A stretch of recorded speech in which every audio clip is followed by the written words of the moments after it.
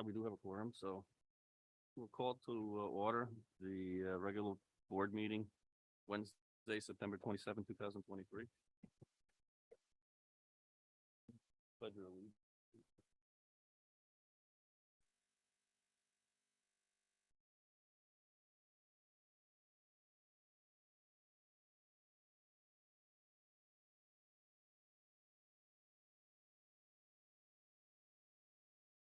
What was the intention on the roll call as far as? That was so that if some board members were on Zoom, Irma made sure she got them in the minutes, because she can't really see the board real well from back there sometimes. So that was really the purpose, was just to make sure we have an accurate record of who.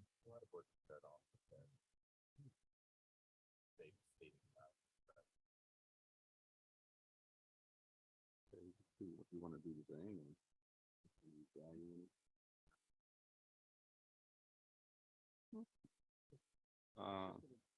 Sure. Open up the public comment. Any public comment? Okay, public comment. We have presentations, technology presentation from Greg. Okay, there is a PowerPoint and it should be up. Yeah, there it is. Great. All right. And Greg did a lot of work for this presentation, putting all the information together. I agreed to kind of take the lead on doing the actual presentation part, but Greg is here to rescue me if I go off in the wrong direction or start giving the wrong information, or also you may have questions, which I can't answer, and he will be able to. So you don't have a handout in your packet, but we have this PowerPoint here. And some of the items you'll see when we look at the capital draft list, you'll see some of the items in this presentation will be on there. And I have an updated list for you when we get to that. So there is a list in your packet, but it's now updated. And we have handouts for that when we get to there. So a lot of you have more history of technology in this district than I do. And certainly Greg has probably more history than any of us. Apparently, and I think it's similar in a lot of districts, there's a strategy because you never have enough money to get all that you want at once. And with our desktops, we've always supplied the areas where it's going to benefit students most first, like in the tech ed where they need high performing machines, or the district computer labs where they need high performing machines. And then when we get other ones, they go to those places, and those ones are then handed down to classrooms, offices, and other locations. And that's kind of been the strategy. There are desktops that we keep functioning way beyond what they should, their typical life expectancy. And basically, because we haven't, like many districts, you end up having like a kind of a technology scrapyard where you kind of breathe life back into old machines and swap out parts and all that. So a lot of that work's been done here year after year after year. And if you visit Greg's office, you'll see that it looks a little bit like a scrapyard. So the downside to that strategy is sometimes you have to play catch up, and sometimes you're forced to play catch up for like SBAC, this mandatory state test, when they change the technology requirements and you don't have the machines to run it. Now you're forced to do a big upgrade and spend a lot of money. And that's happened a few times in the past in this district. So if we could go to the next slide, please. So specifically, let's talk a little bit about the desktop computers that we have. We have about 2,200 desktops that are deployed. This is like Greg's language, right? This wouldn't be me using those words, but yeah, deployed. And about half of those don't meet the minimum requirements to run the updated Windows 11.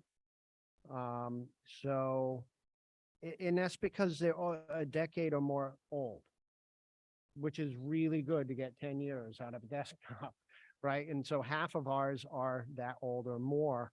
And so really, you know, we're estimating that if we were to replace half of our desktops, which are the half that are a decade or more old, yeah, $800 at each, $800 each, we're looking at like $80,000 if we wanted to do that. Okay, so let's go to the next slide. Let's talk about laptops. Now, laptops, and we call it our laptop fleet, by the way. Reminds me a bit about Battleship or something, but this is a technology term. And they're starting to age out, and we're talking about our educator laptops right now. We're not talking about the student Chromebooks. Okay, like this one right here that Paloma is holding up. Thank you very much. And a lot of the educator laptops date back to 2014. Is that one of those? It is. Okay, and so 2014, that's like 9 years ago. Oh, you got one of the new ones. You're one of the fortunate teachers in the district. Yep. That's because we love world language.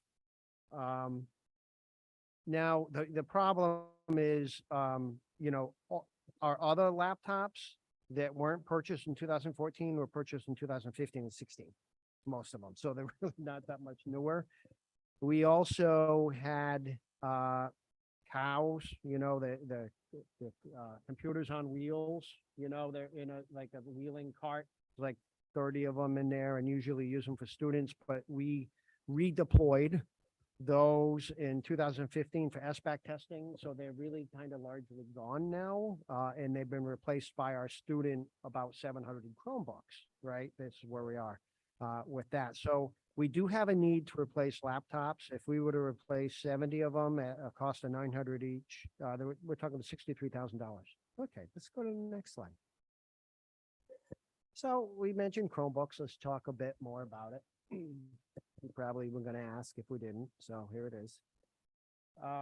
So, you know, the pandemic helped and also got in the way of our plan to have Chromebooks for the kids. And what happened was, we can talk a lot about the Chromebooks. It can be its own presentation, but we had a flood of funds from COVID into the district to support remote learning.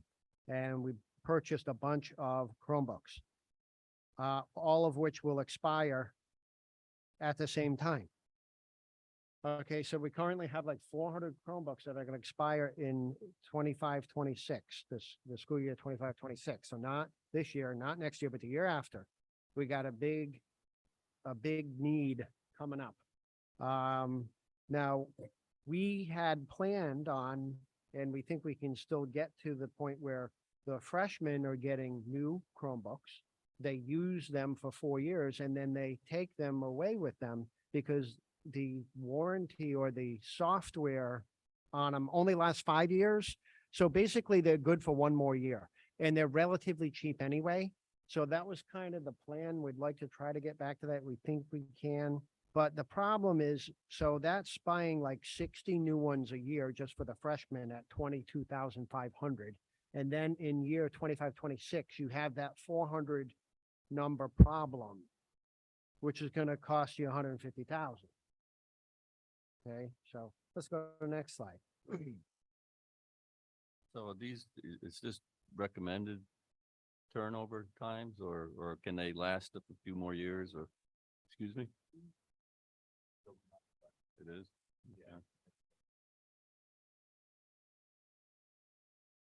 Yeah. I have to say, Troy, I'm not liking your presentation so far. All right, I'm really sorry, Chad. I'm gonna try to turn up the chair. Is there, I was gonna say, is there a happy slide coming up? Because you just try. keep through slides here. All right, it's gonna be all in the tone of voice. All right. So, okay. All right, here we go. Let's talk about interactive displays. All right, sometimes known as whiteboards, interactive whiteboards. A common brand that people talk about is smartboards, which are the ones that we have. So let's talk about where we are. The good thing, Chat, is that nearly every classroom has a whiteboard. a interactive whiteboard. And, you know, some of them have been used a lot. In so much, like over many, many years, like 10 or more years. And the older ones have a separate projector to them. So if you walk around the classrooms, you can tell who has the older one. And the newer ones don't have the projector. It's all just like the monitor, right? Really cool. You can do lots of great stuff with it.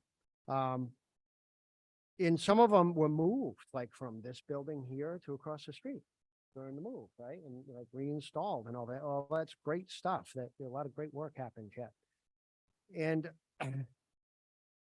so the thing is, some of them are failing, and we're trying to keep up with the ones that fail. So we buy a few each year and we replace them.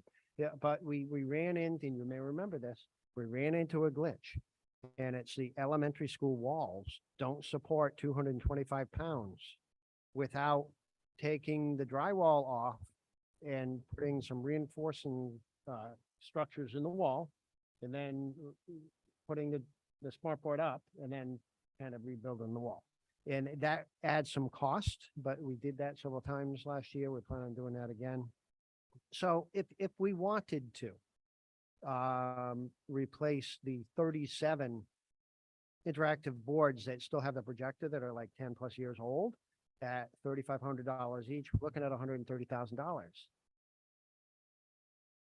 Which really isn't a lot if you figure a budget of 15.2 million.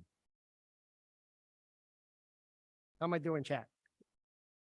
Let's go to the next slide.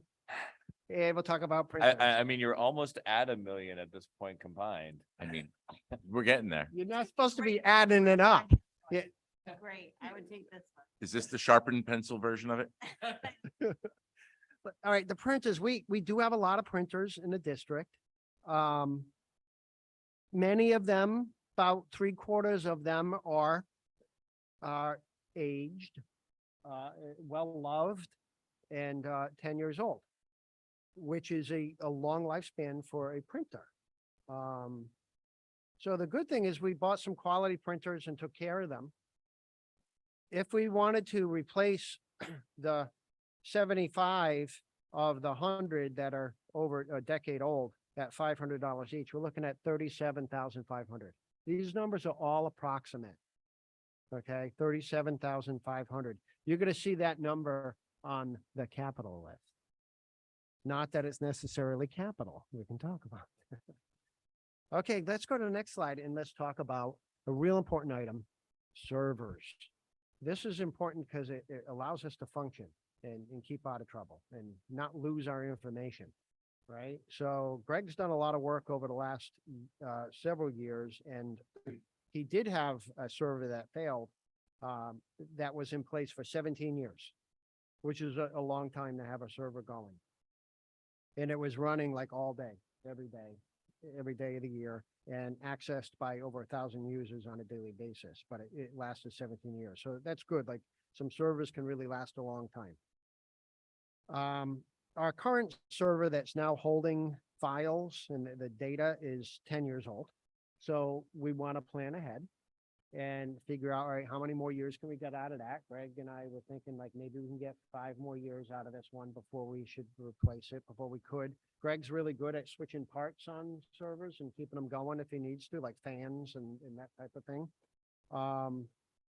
And we also have a server that's specific for our building control systems, like HVAC controls and lighting controls. And that's an important server.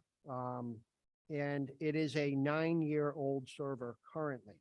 So we also have to think about that server and do we need to replace that and when? And we were kind of thinking a kind of safe-ish, it might be to put it on that 5-year list, like in 5 years from now, we should probably replace both of those at a cost of $10,000 each or $20,000. So that says 10,000, that's for one, 20,000 be for two. You'll see it on the list for capital. So there's that. Let's go one more slide. This is the last major one. And so this is good news, Chet. We actually are proud of our network infrastructure. And we have kept it up to date. allows the internet to come into our buildings, and to be accessed by our students and our teachers. And we have worked with CEN, that's, the Connecticut Education Network, that it kind of provides internet service to schools. And they're in charge of that, but we've upgraded many times. There's been a lot of work keeping our network solid. There are a couple issues that we want to be aware of moving forward. And one is that when the building project happened, there were some switches that were put in at the elementary school that were not the same as at Wheeler, and they weren't as high quality. And right now they're functioning, but there are glitches, a little bit, but that might be more because of the wiring I'm going to talk about in a moment. But anyway, the idea is maybe we should switch those 12 switches, upgrade them at some point to match the other switches so it's all uniform. And we're thinking that maybe that could also be on the 5-year list. And that would be 12 switches at $3,000, $36,000. So the other issue that I referred to has to do with wiring. Apparently, when you run wires for networks, there's a rule about the length of the wire and the data that has to travel over that length. And when they build the elementary school, I guess apparently the decision was made, conscious decision made to allow the length to be over what's required and certifiable. So because of that, we do get some breakage in the communication of internet at the elementary school because we're running it over too long of a wire. So at some point, we should probably, Greg would suggest putting a small network rack somewhere in the path. And I'm not sure how much that would be. We didn't actually put that number on here. $5,000? Yeah. So we might want to consider doing that, but that might be a number that we could just put in the regular budget if it's only 5,000, and just knowing it's important at some point in the next several years, right? But I don't know how big the glitchy connection is at the elementary school. It's minor. Okay, but it could get worse. So we want to kind of maybe be proactive with that. Anyway, it's something you should be aware of.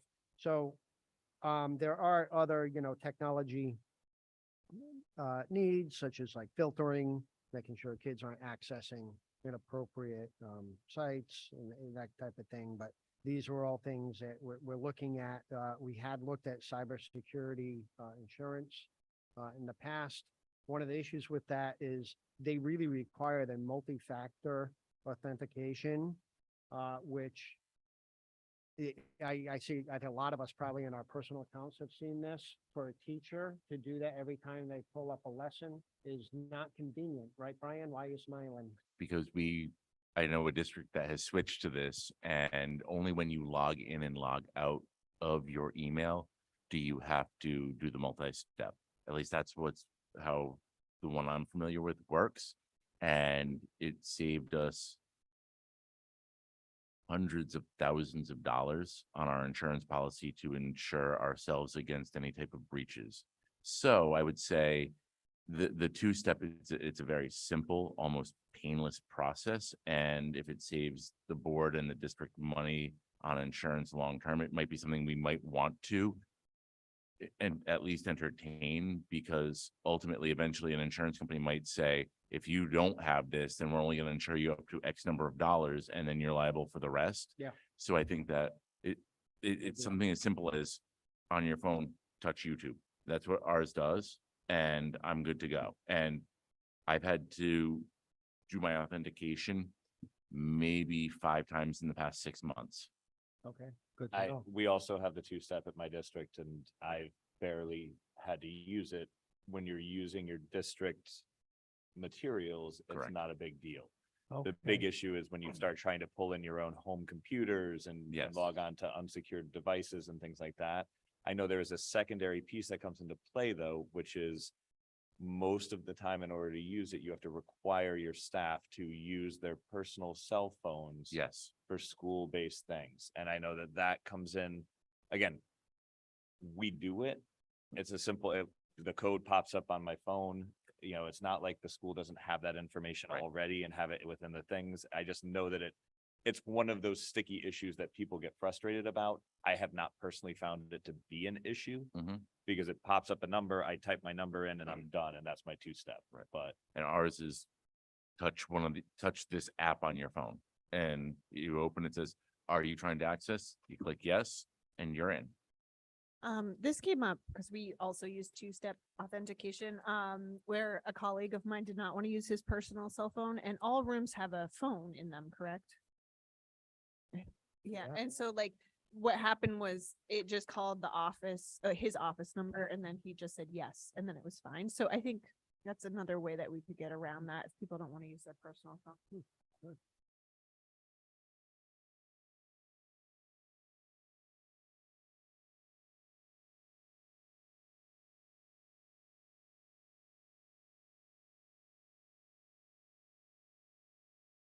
Yeah, we definitely, we use fobs on, scan on certain websites, certainly for communication, but anyway. So, well, again, I've used it twice this entire year. So It-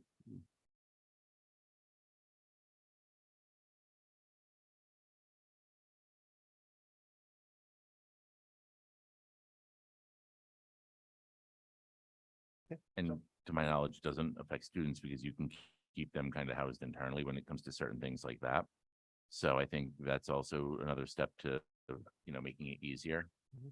So it sounds like we are ready to look into that again.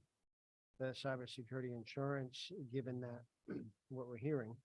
Because I did find documents recently from several years ago when I was showing Greg today. He remembers it when they got quotes about it. And that was one of the big things that you needed to do. But I think we're ready to revisit it. So maybe we can get some up-to-date quotes.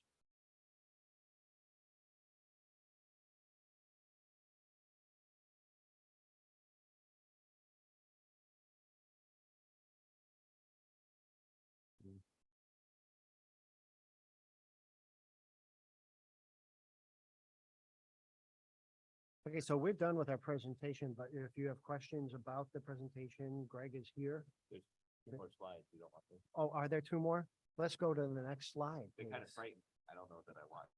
Well, I'm not, It's- I, The right side is hidden, it just says and more. So- Yeah, okay, so- okay, so I was just talking about some of those things. Okay. Yeah, and more, and then go to the last slide, because that's important, Oh. because we have nice artwork there. Greg, did you do that with AI? No? Oh. Okay. All right, so. okay, that- anyway, Greg, thank you very much. Any other questions from the board? Any actions we should take? Obviously, everything's coming to a head, budget. I wish we knew this beforehand. to be Yeah. Quite honest with you, finding out. I know we asked about doing these presentations, but the timing probably wasn't as good as it could have been on, trying to also parcel out money from the non-lapsing account, if that's the way we want to go. But we certainly need some sort of plan from 0 to 5 years on what we Yep. can start looking to implement in our budgets, right? Yeah. So, Yeah, my only comment would be that it's disheartening to see how many things are 10+ years Correct. old. As opposed to having been on some form of a system. I think that moving forward, we really need as A board- cycle. Yeah, we need to get a 5-year cycle for teacher laptops. We Right. need to get those things in play because we shouldn't have outdated things cause way more than just simple headaches of, is this working today? They're Right. also more prone to, and any kind of breaches and other issues that come up and all these other fun things. And I would love to see us move into a planned spend moving forward. This is because- that line item that we're gonna spend every year Yeah, on it's these this much, and upgrades. this is how we rotate it through and Right. get that number when we're doing our zero sum budget piece and just say, hey, listen, this is where we're aiming to be, because because we can't be here again in 10 years. Correct. Yeah, and the other obvious thing is any grants that we can also pursue. So obviously count on you based on back experience and you do have a grant writer, right? That I understand that we might be able to leverage. Yeah, so, okay. So my question, and it's a couple of them right here, the desktops, the 200 that, we have, the 100 that are pretty much obsolete at this point, let's be honest. Are those teacher, those students, is that a mix? Those are the teacher ones, right? So now, Can I just interrupt you for a second? Craig, can you grab the microphone? Because no one who's online or anyone that watches this Sure. recording will never hear your answers. Thank you. Okay. So you said that most of those desktops are teachers, right? And then we also have laptops that teachers get as well, correct? So can I ask a question then regarding that? I know there are. I'll wait for. What's on? All right, there you go. I know that there are laptops that you can purchase that have docking stations that can function the way that a desktop would. Would that save money over the desktop versus laptop docking station as a potential kind of workaround, if nothing else for the teachers, because they can still take that to work or to work at home if they need to or wherever, and then just Absolutely. dock back in?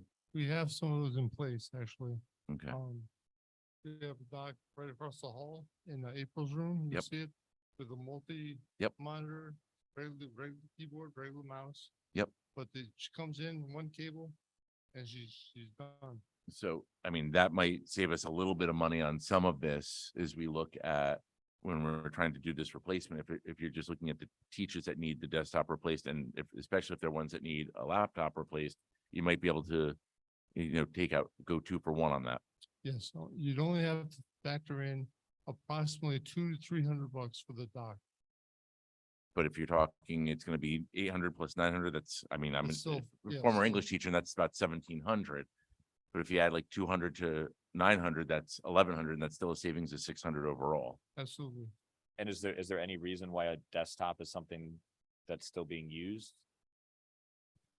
Primarily in tech ed for CAD, video editing, anything that requires a lot of processor power Mhm. or a lot of storage, a lot of fast storage.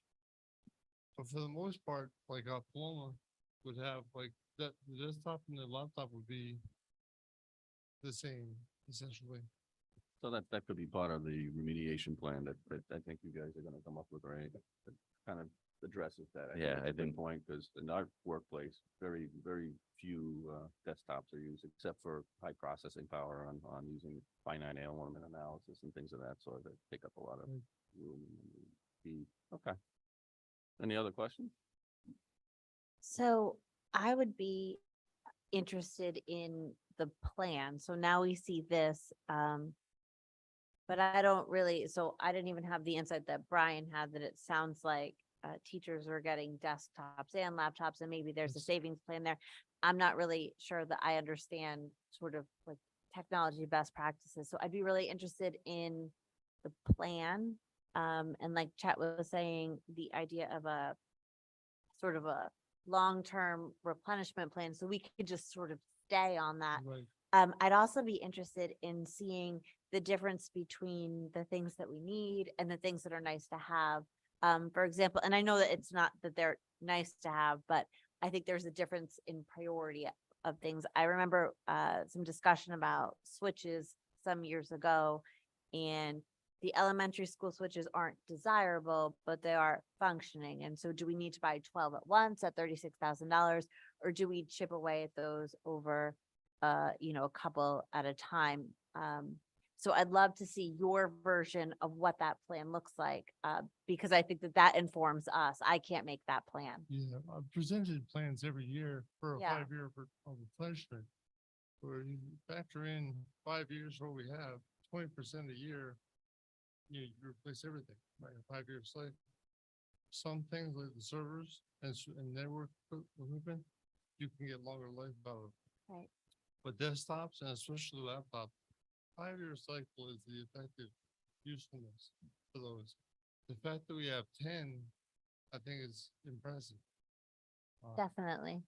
But I know not necessarily what we'd like to aim for. And I think now that we have the non-lapsing account, we do have a better ability to look at the, because I know you've been making 5-year plans forever.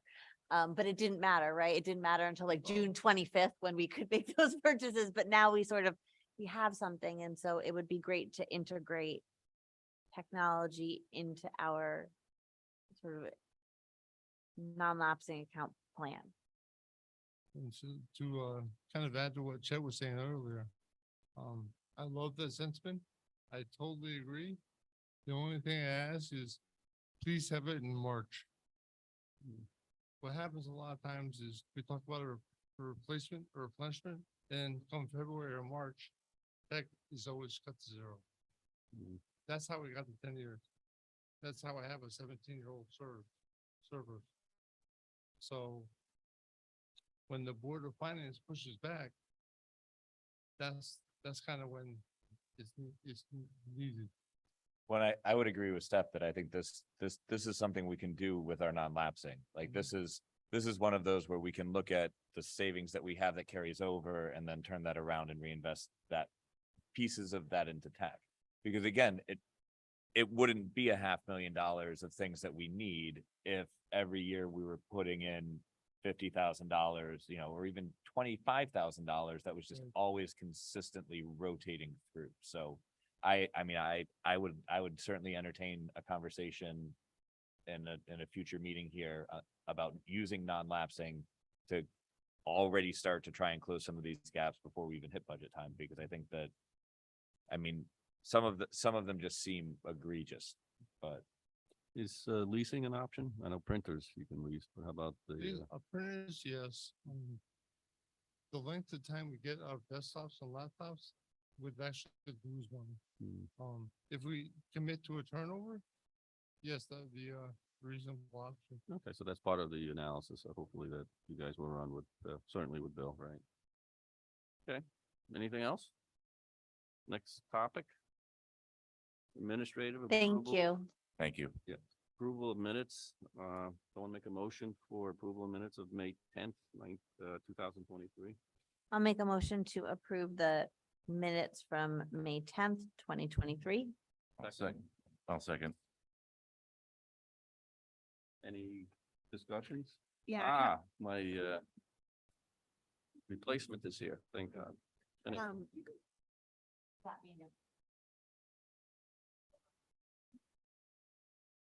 I just have a comment. If we could look at May 24th minutes.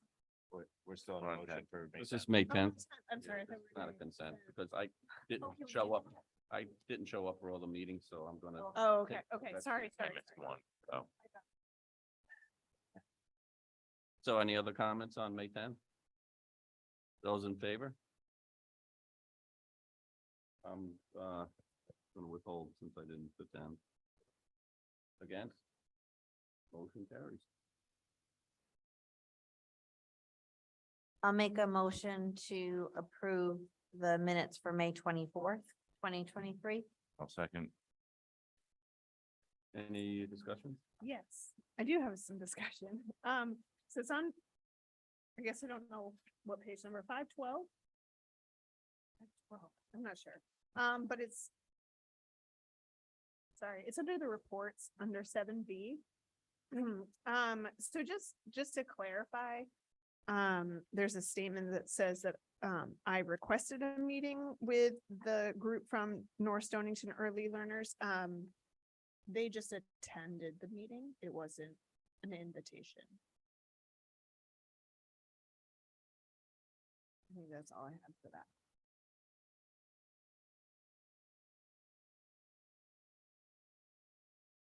Okay, any other comments? So should we amend the motion to approve the minutes with the one change?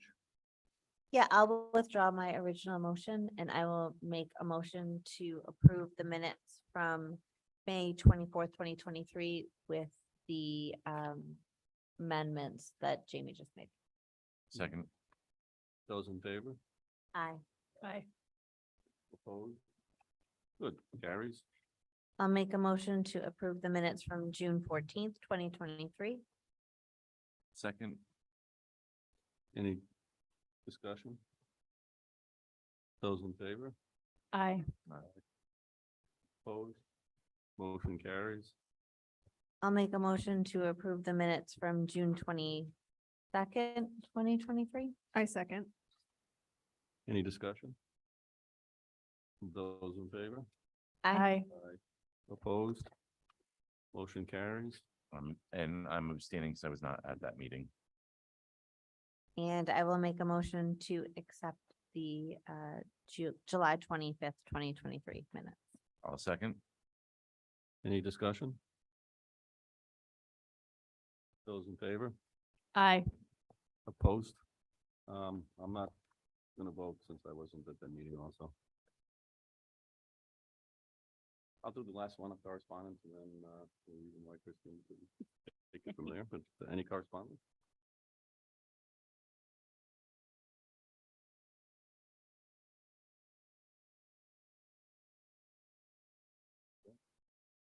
Okay.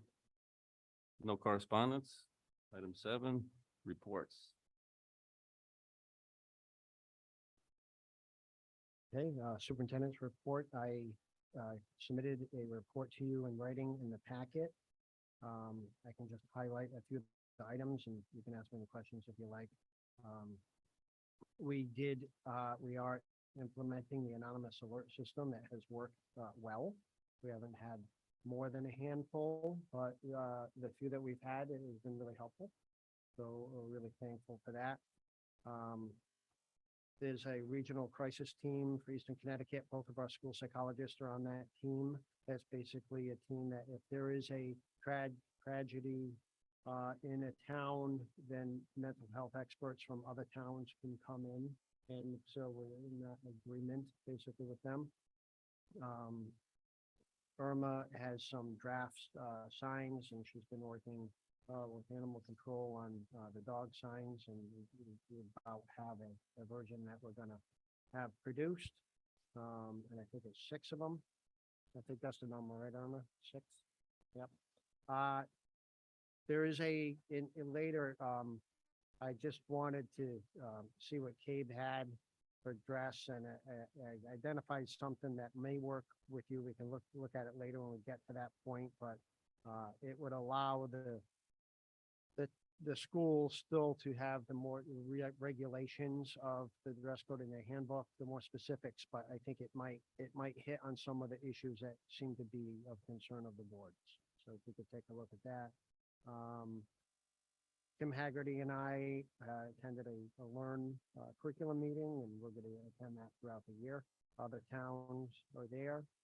Great collaboration. The administrators and I, and actually I talked to the teachers union about this. I want to get into classrooms in a way that teachers feel that is not intrusive and it's not evaluative. And I just want to know what's going on more and with the principals. So we can support teachers in our innovative instruction goal. So we're working on a procedure, a protocol for how to do that. And, you know, basically AI, we continue to attend some groups. I'm in a superintendent's group on innovation. The principals are attending different webinars and meetings about artificial intelligence. So we're trying to stay up to speed on all that. One of the things you should know is pretty significant is the educational cost sharing money or ECS funds. It's a 2-year grant, so we often don't know when we're producing the budget. As it turns out, though, the town directly is going to get an extra $70,833 that was not factored into the budget. They're getting on our back, basically. What's that number again? 70,833. And that's going up to next year as well, isn't it? Yeah, so, well, actually, it's only, they changed it. They were promising more Mhm. next year, but it's only gonna go up again, another 70,833. Over Over the current this, yeah. one. Okay. Yeah, so it's gonna be an additional, just over 70,000, Can I which we will be able to factor into the budget, the town will be able to factor in, because they know about it now. Right. This is a 2-year grant, that's announced every 2 years. Sorry, can I just ask a quick question? So you're saying, is this almost like an overhead that you're getting, that the town is getting? Yeah. Like an indirect almost? Yeah.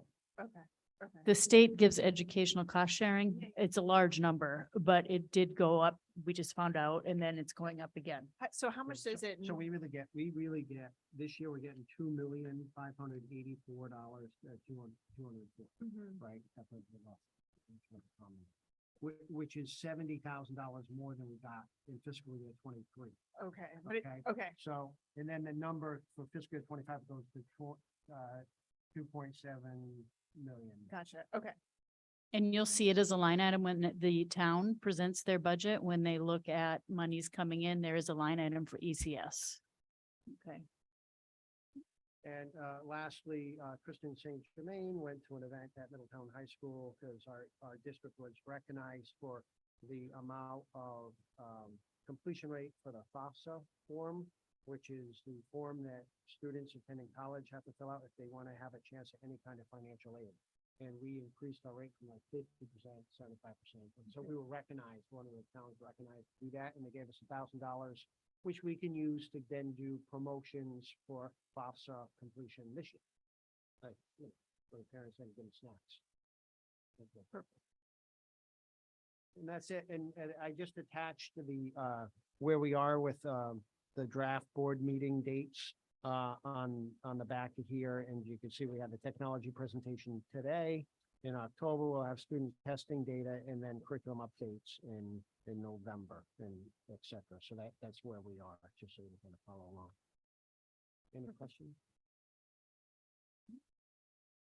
Do we have a general report in terms of the SBAC scores that came out recently, in terms of just our grade level percentages and things like that? And how they came We're gonna together? have that in October, official presentation by the administration, but I could tell you that just looking at it, we're right now producing an annual report for the town. So I've looked at some of that data for that, and we scored pretty well. We like to compare the regional towns around us, not just our DERG for the whole state, but we continue to score in the top 1, 2, 3, or 4, depending on the subject and the grade level of all those 11 towns we compare with. Typically, the towns that might beat us out in an area might be like Stonington, might be Waterford. You know, those towns sometimes beat us. However, we did really well in math in the elementary school. That you'll see that when we do the presentation. Well, and I know I got my report and it gives the district average, and our math was in the exceeds category Right. in third grade, which is just insane. They'll share all of that data with us, and they do that. I don't want to like steal their thunder, Right. It's all But- part of their but- presentation. but yeah, the scores continue to be impressive, I would say.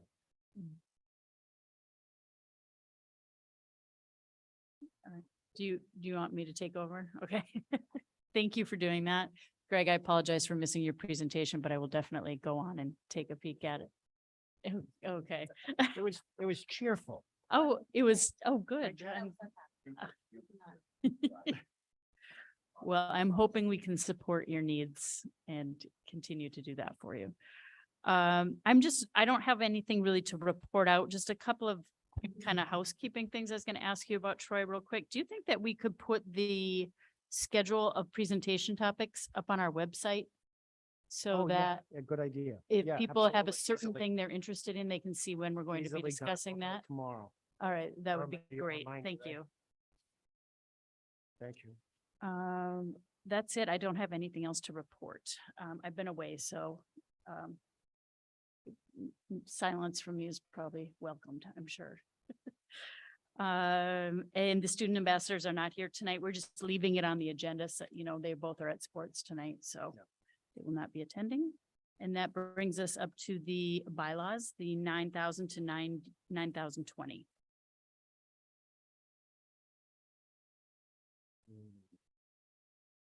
I believe we were going to step back from the 9,020. If we were going to do a consent agenda, correct? And we we're going to look at doing it to the 90-12, in order to only do a consent agenda on those bylaws that are directly affected by law.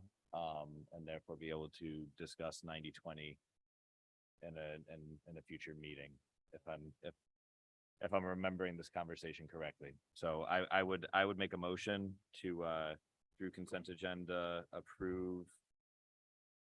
We didn't even change anything, so it doesn't even need a consent agenda, just to maintain. If everybody is okay with maintaining those, then we'll begin with 90-20 once we move forward, right? I mean, we don't need to approve what we already have. We could still approve it just to say we support it as is. It would update the date, which would be helpful, I think. Then it doesn't look like 2007 and we. In that case, I make a motion to approve, to continue and approve the bylaws that we have are numbered 9,000 through 9,012, including 9,000, 9,000.1, 9,005, 9,010, and 9,012. I'll second. Do you want to do 9,011? Was there a 9,011? There wasn't. Sorry, I was. That's, am I looking at an old copy? Am I? Oh, no. Oh, there is a 9,011. 9,011 and 9,012. Yeah. Thank you. No, I amend my motion. I'll second your motion. Okay, any discussion? Okay. So all those in favor of staying with the bylaws, updating the date? Aye. Aye, opposed and abstain. Thank you. All right.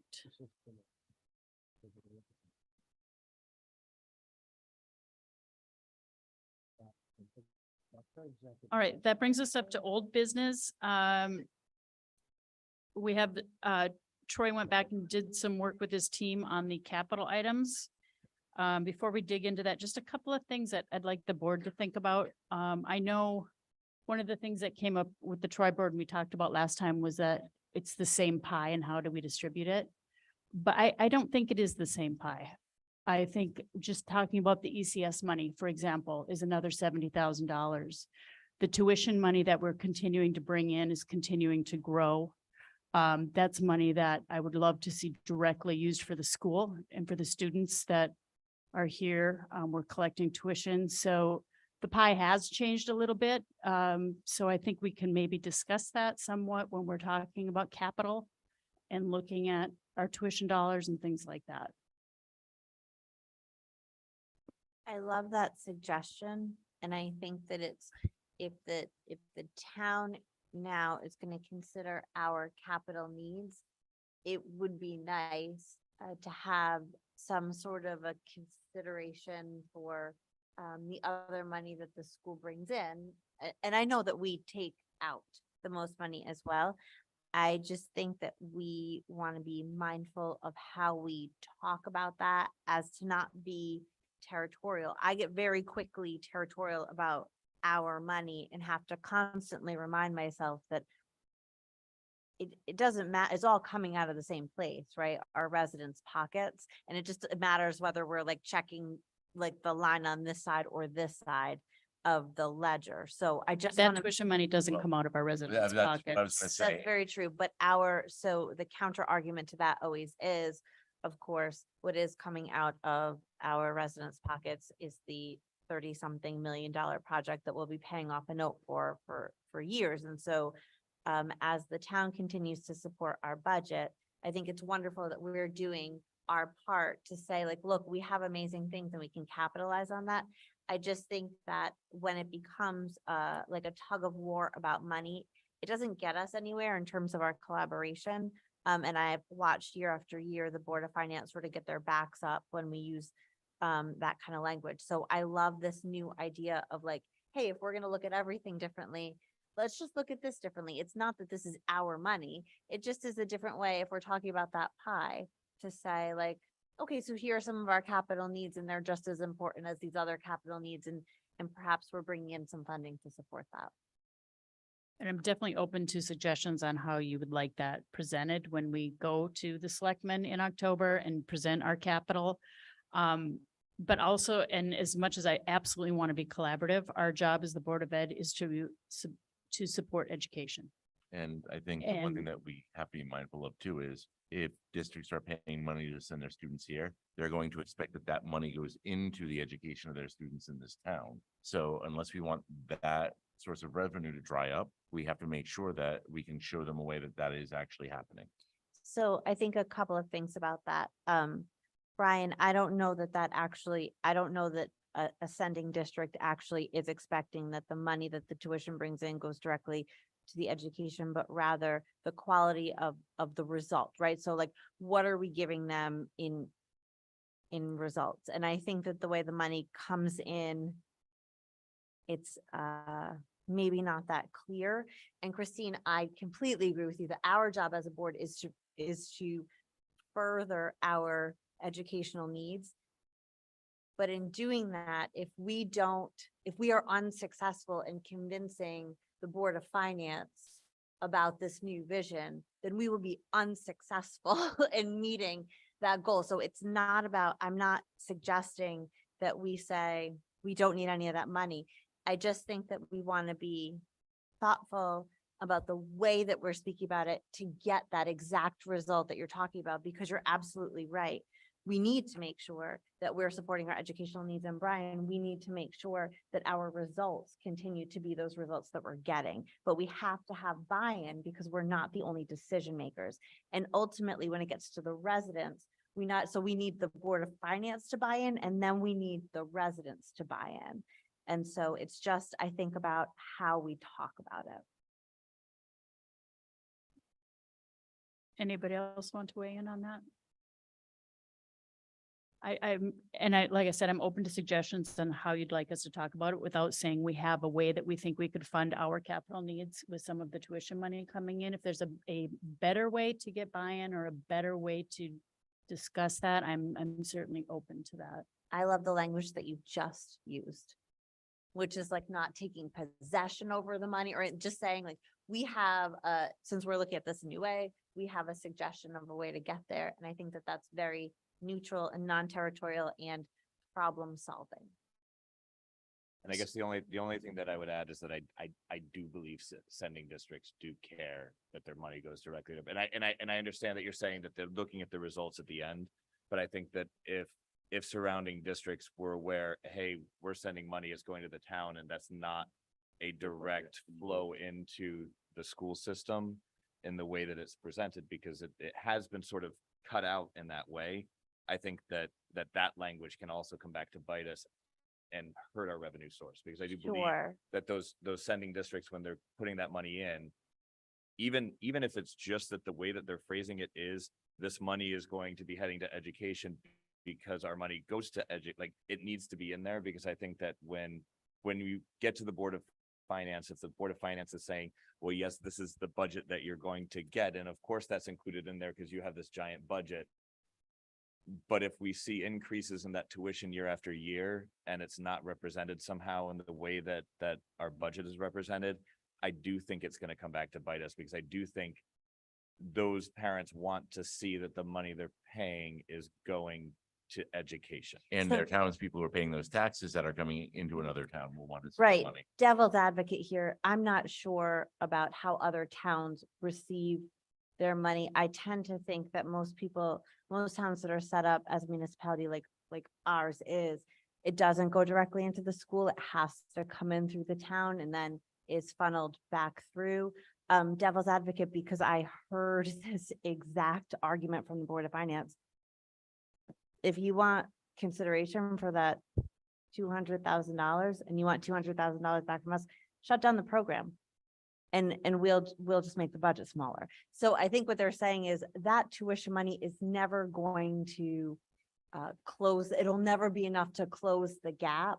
And so we should talk about it as something amazing that we're doing, and we should receive consideration for it because we do incredible things with it.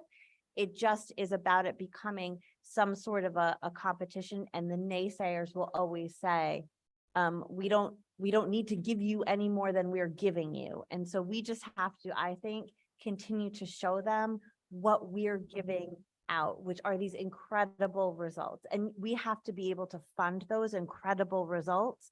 And sometimes they're expensive. And I do agree with you that as that money gets bigger and bigger and bigger, it will be harder and harder and harder to say like, it's nothing, because it is something, it's significant. So would the list change if we didn't have any of those students come in?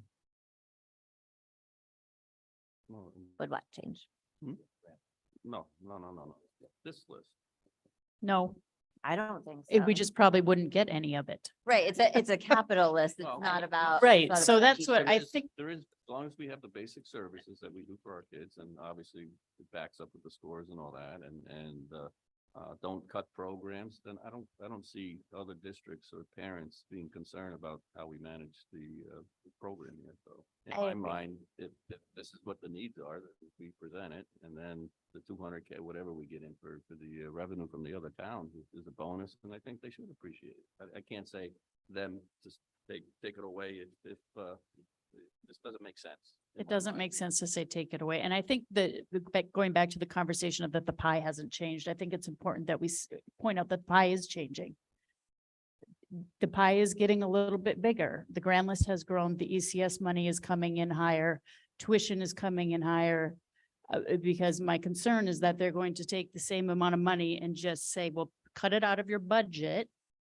And then we can fund capital. And I think we need to be collaborative in looking at other ways besides being scared of the negative conversation and backing down and saying, we'll just do whatever you want us to do. I think we have to have open dialogue about what that pie really looks like, where it's coming from, and maybe some ways that we can look to fund some of the capital. So I don't think it's about backing down or being afraid of negative conversation. I think it's about what is the pathway to yes.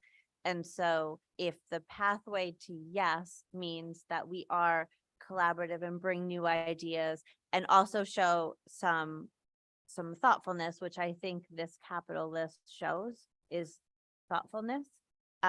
These aren't needs that are wild, and really these needs like the tunnel repair, how many years have we talked about tunnel repair? Like this is a real thing. People know it.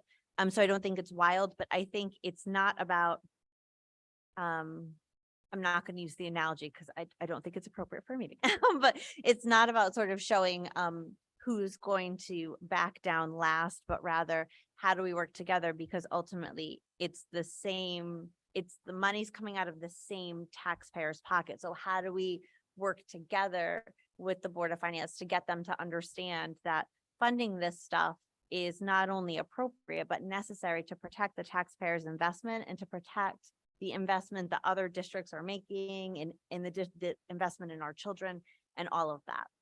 I'm not saying that we shouldn't engage in those conversations. I'm just saying that those conversations need to be thoughtful and not start from a territorial place. I will do my best.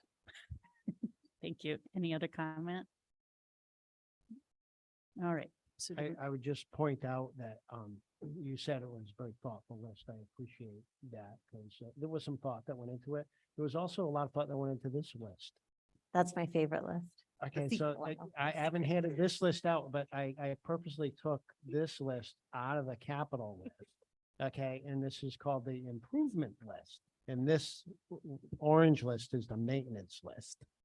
Okay, so the bubble's on there. The bubble's back. Do we want to discuss the list a little bit, especially for those that are listening, that it's not in front of them? Do you I want would, I would just say that I think that the ones that you have listed as possibly not capital are not capital. I agreed, Chet. I mean, it's a wonderful attempt to slide those into capital. I think that those are gonna fall either on us finding space in our budget or using our non-lapsing account to replace technology-based stuff. I think that's a conversation we should be having, Mhm. I think, but I don't think it's capital. and I think we also have to look at what are other branches within the town. Are they putting similar types of pieces of technology under their capital list as well? Probably not. So I think that, again, I like the idea, but I would agree with Chet on this one and you saying that it's probably not. We probably have to figure. Well, it out and I overall. think 1 and 2 is a very, to me, realistic Yes. Yes. and functional. Like, I think that both of tunnel repair, number 1, it needs to happen. Mm-hmm. right? I mean, just it needs to happen. And then the second one to me is an investment that we're looking to make.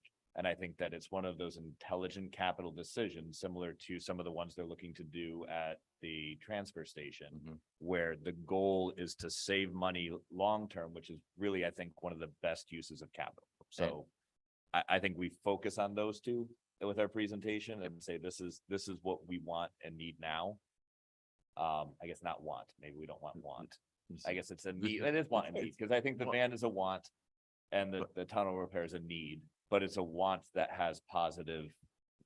I think the van will long outlive the actual cost that it would cost us to keep renting beyond that. And I think, again, this is one of those things that we go back to when we start talking to partner districts.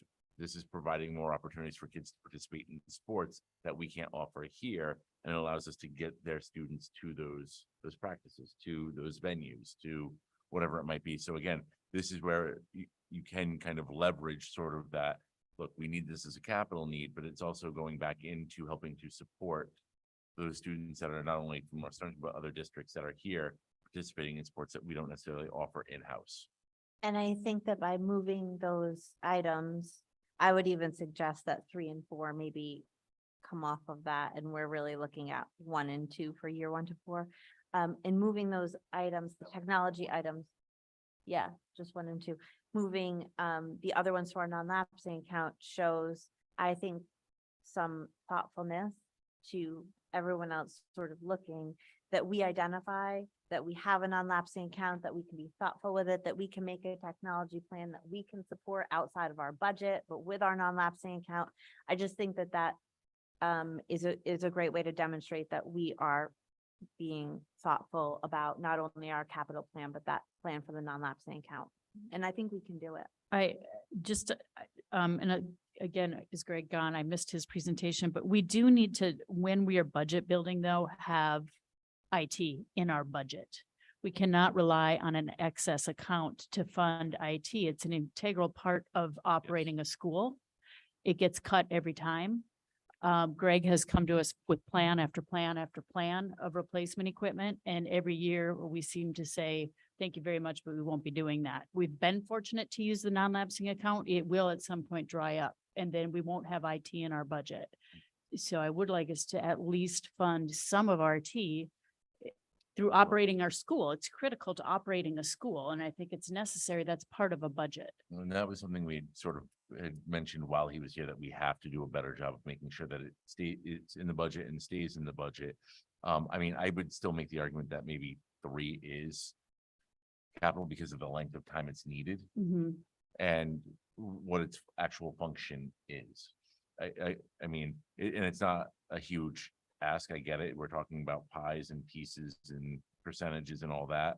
But I mean, comparatively, he's talking about a server that's what, 17 years old on one of them.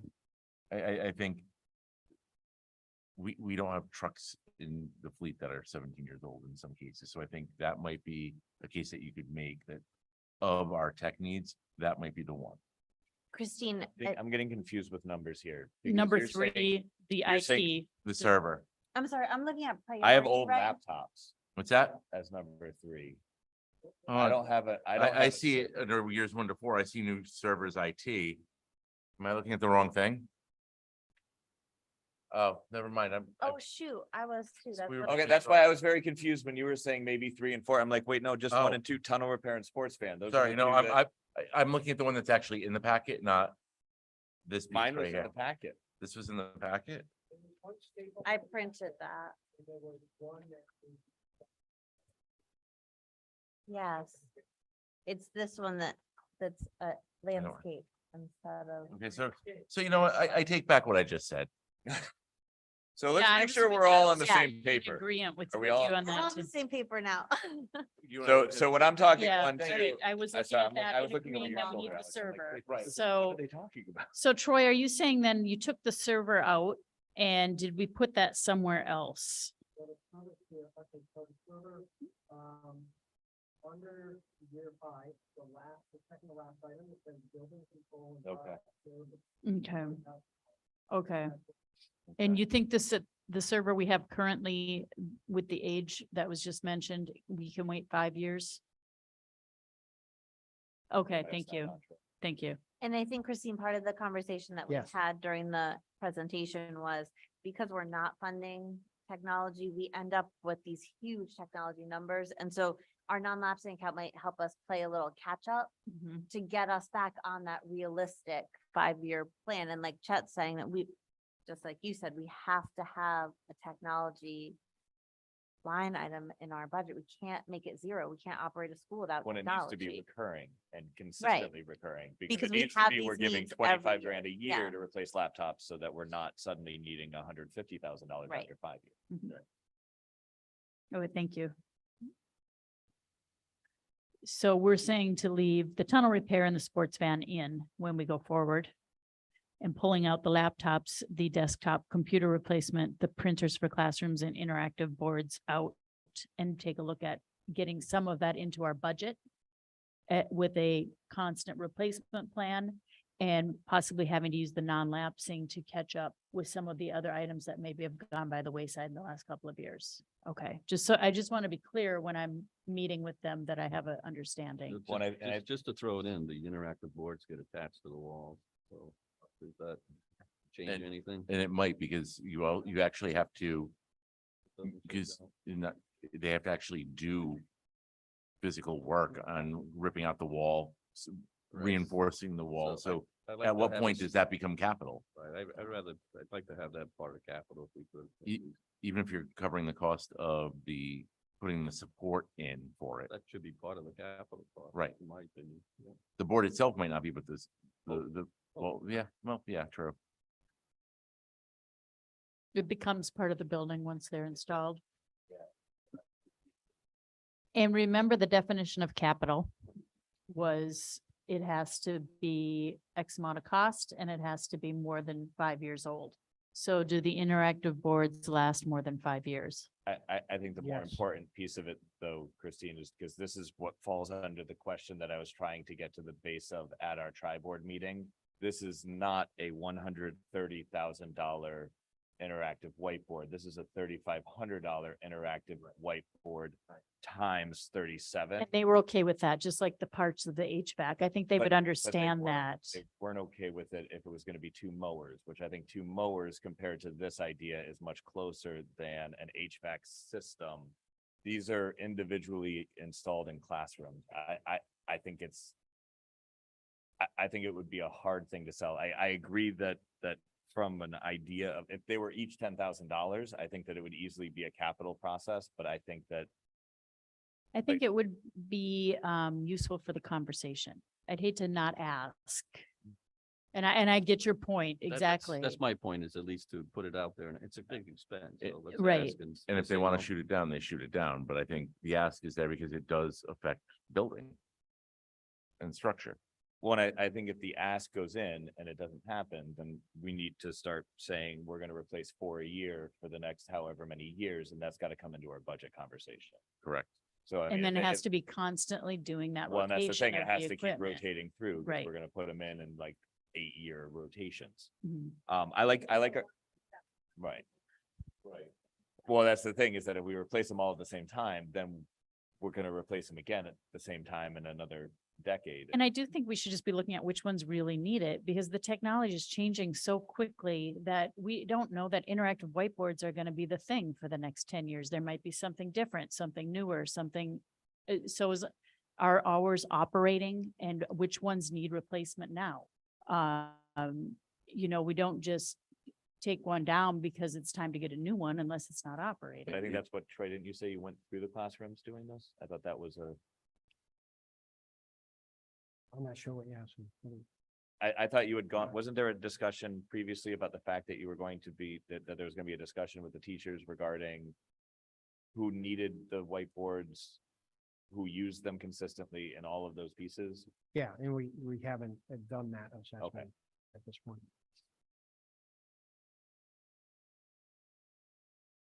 I like year 5. All right, so year 1 to 4, we have the tunnel repair, the sports van. I think we can leave the interactive boards on for discussion, just to kind of get a feel of what do they consider capital with those kinds of IT projects. And I think that will let us kind of know what we can and can't really look at as in capital moving forward. Okay, is everybody okay with that? Chet, are you okay with that? No, I'm good with that.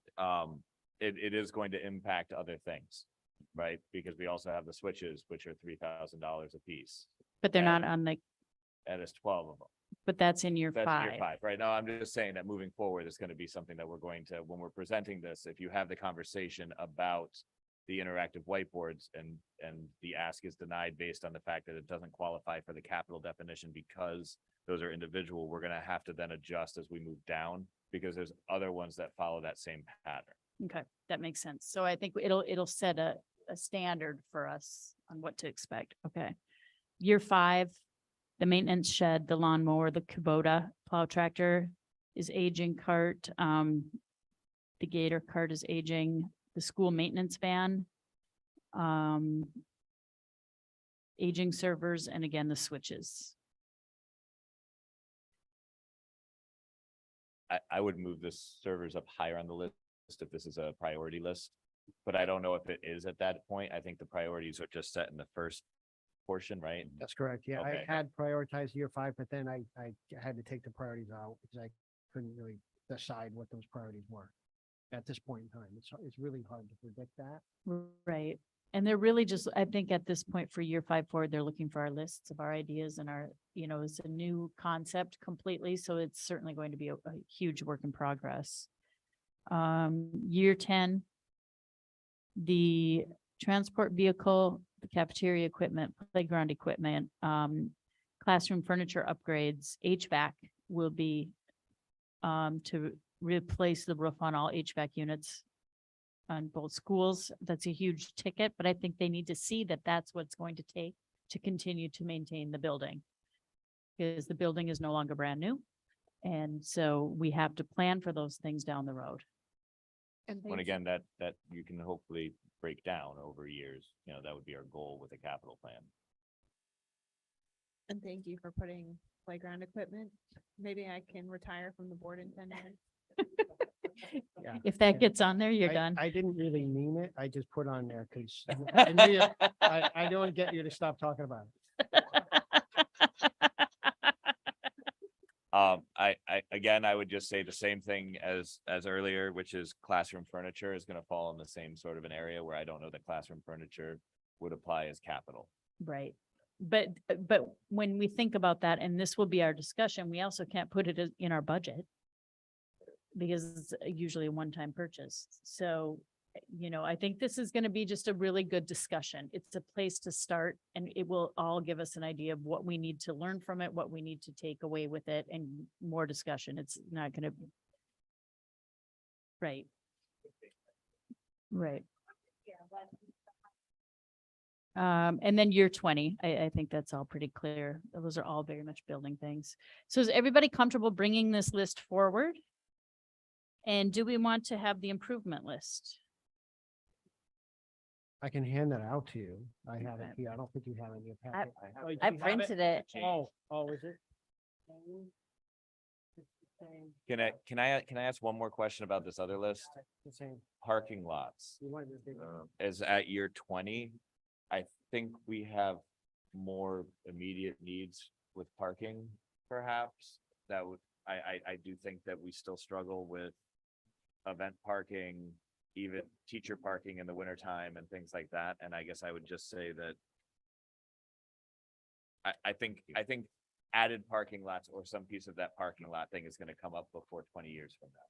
But I think event parking can be handled through a little bit more thoughtful kind of use of overall space. well, we have the gate now. So we have event parking is going to be a little bit less of an issue, but we still, if you try and go park during a school day for a meeting or something like that, it's not an easy thing to find a space. So I was talking to some of the members of the school building committee the other day because we all had to park in the elementary school for our kids' soccer game because there's a lot going on, which is so awesome to see, by the way, when there's a gazillion people on our campus.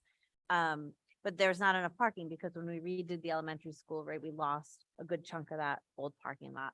And they talked about that grassed in space where our parking lot used to be that has like the rocks there.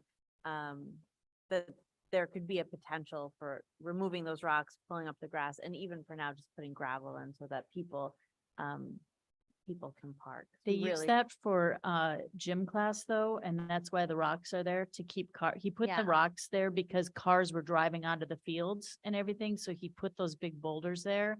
And also Ellen tries to keep gym class off of the fields often, so she uses that green space.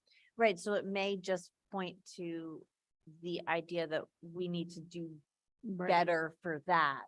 And Right. my thought too is if the tunnel is updated and it is safer and we can come up with a way to unlock it, there's all kinds of parking across the street. Right. And I know it's not ADA compliant, but for those that can walk.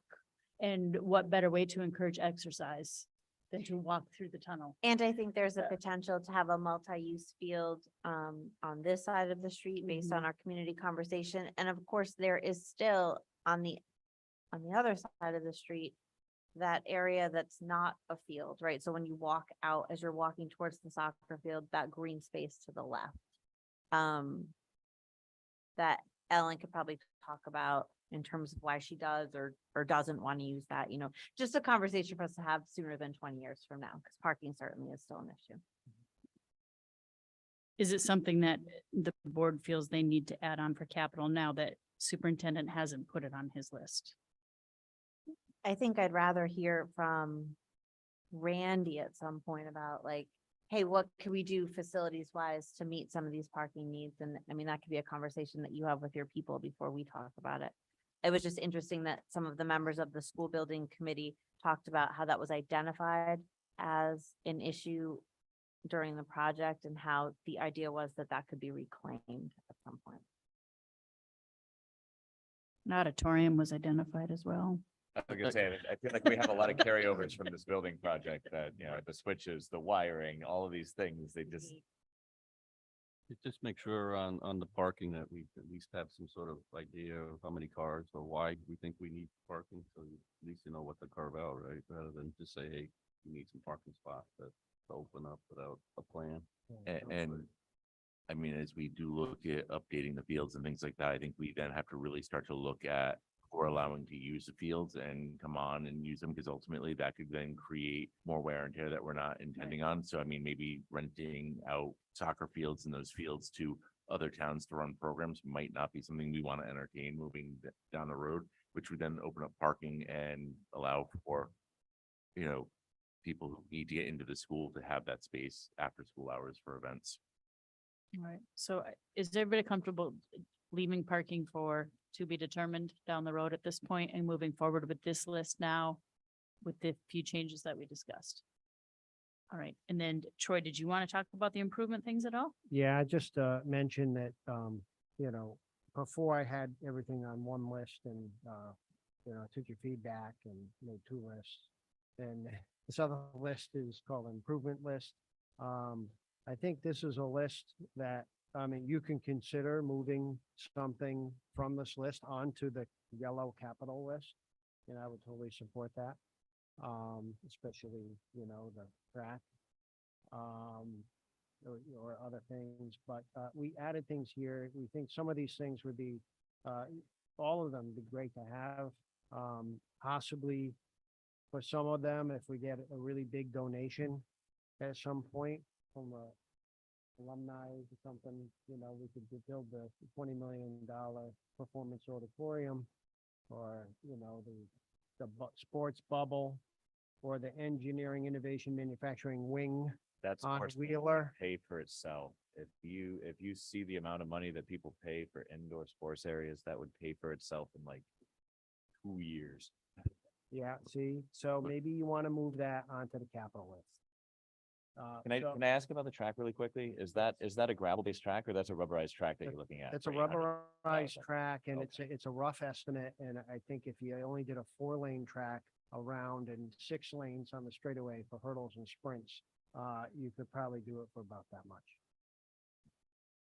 I think for our initial discussion, since this is a new concept for all boards and committees, that I would rather go in with our low needs, really show give this visual of the improvements and the things that schools do need and show them that, but I'm not really comfortable moving any of those real large items onto the capital at this point. I don't want to be kind of laughed out of the room either, so.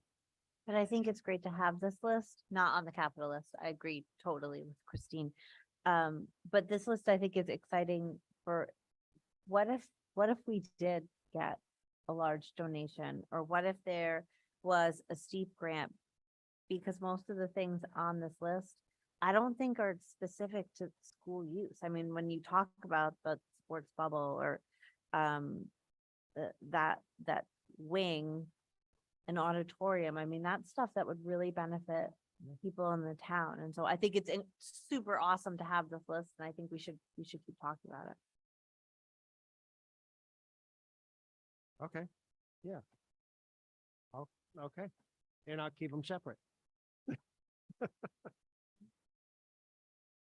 it's very visionary, and look what we could do. I mean, there's so many options. So I think that's great. Any other discussion on that capital? Okay. Any updates on the before and after school program? Yeah.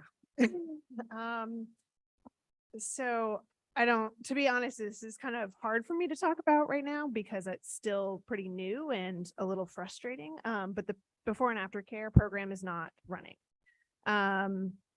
I think that we had a really good idea, and a lot of us put a lot of hard work into this program, and we really, I think, demonstrated the need that there is in town.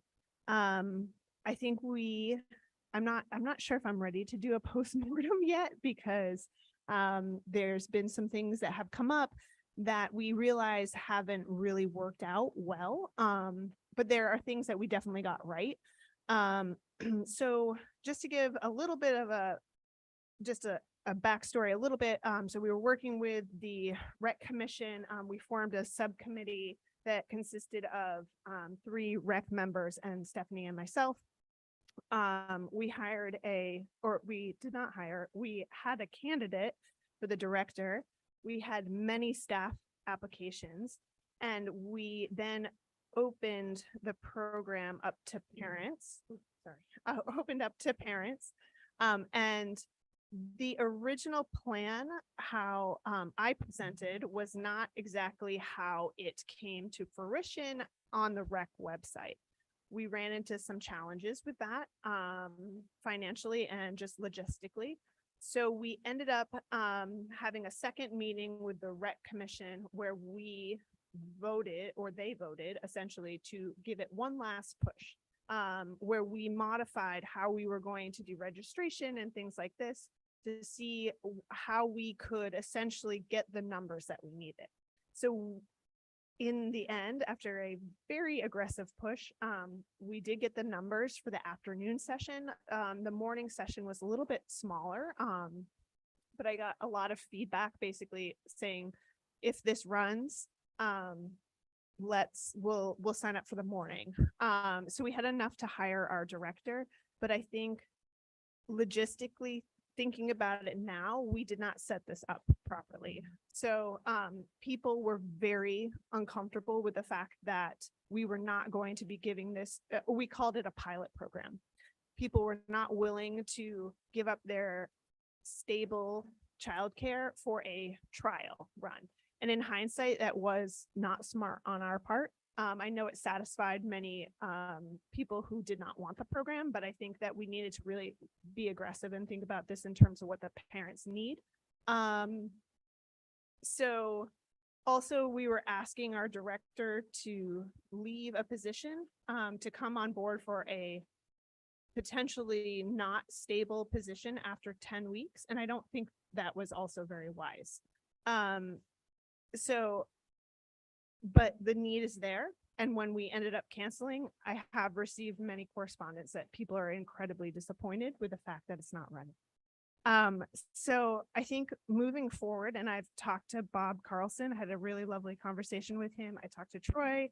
I think we need to figure out how to make this work.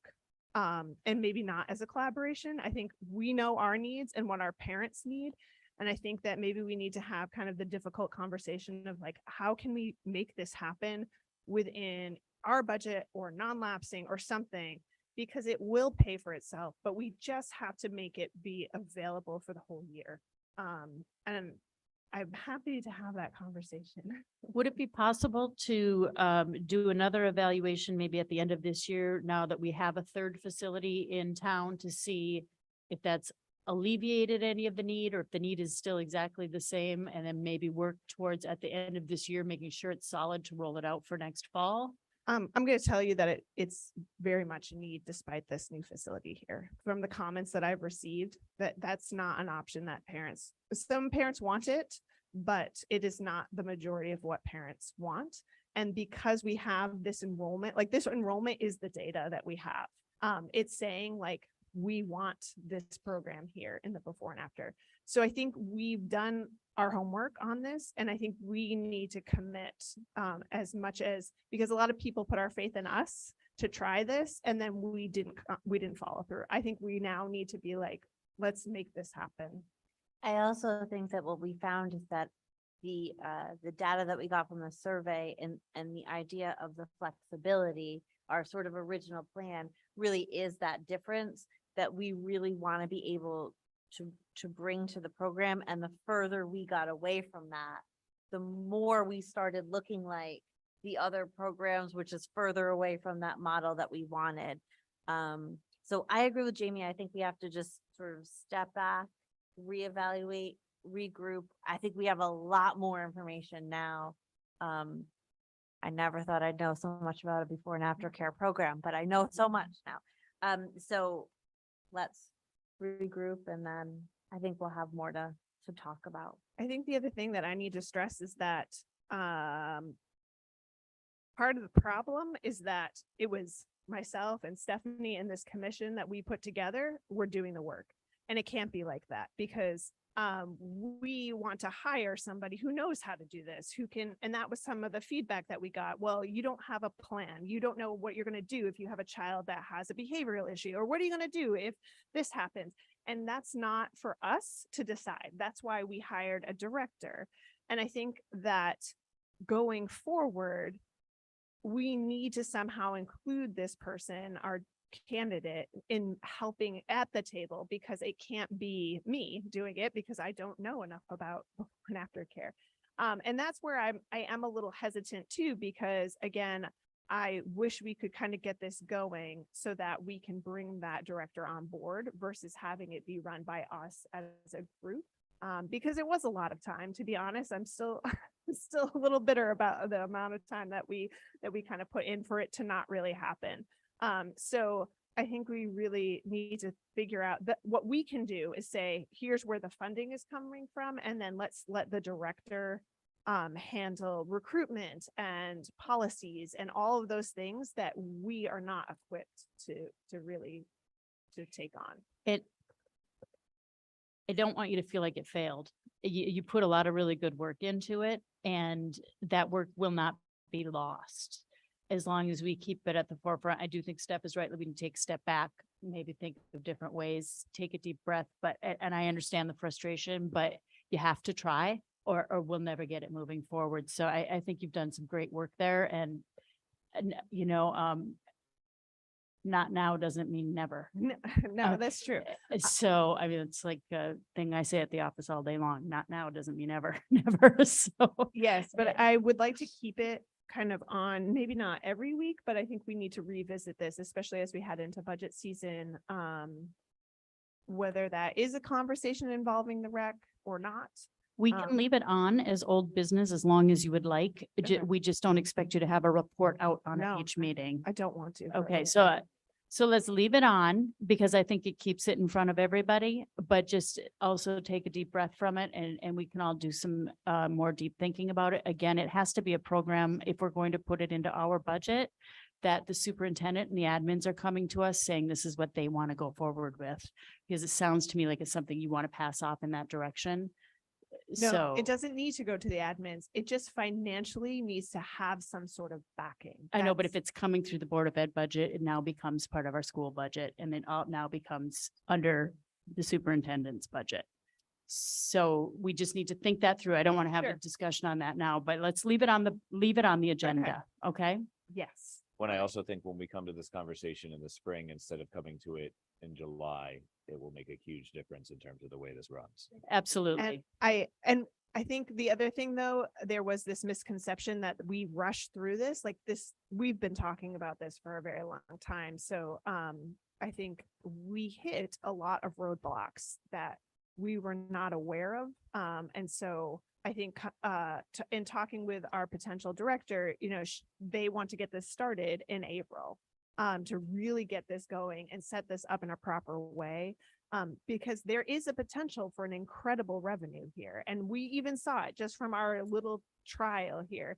And so, you know, we talk about this, you know, the non-lapsing and some of our goals. This could contribute to it, but I think we really need to be on top of it in April and get it going. And that would expand the pie. Yes. Yes, add more cherries to the pie. Excellent. All right, but we definitely will keep it on and just try not to be discouraged because okay. your It's work, just- your work is not lost. Just raw right now. Okay. Okay. That brings us up to, we already talked about the tuition towards the capital and playground updates are in the packet. Troy, did you have anything to touch on with that? Yeah, just, there is some photos in your packet, of the drums, the bus, and the expanded, area for the, pre-K swing set and the chalkboard.